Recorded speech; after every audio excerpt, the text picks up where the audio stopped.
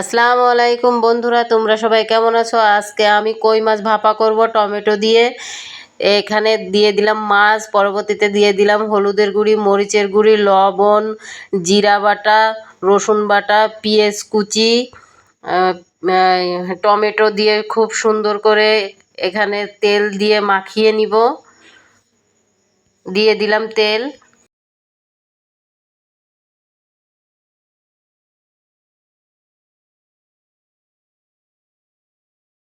সুন্দর করে মাখিয়ে নিলাম। এবার এই পর্যায়ে দিয়ে দিব এখানে পানি, পরিমাণ মতো পানি দিয়ে এটাকে এখন চুলায় সুন্দর করে বসিয়ে।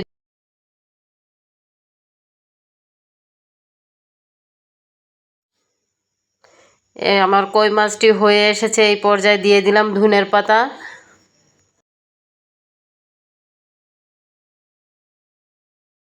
বন্ধুরা, এইভাবে কই মাছ ভাপা করে খেয়ে দেখবেন কেমন হয়েছে। তোমরা সবাই ভালো থেকো, সুস্থ।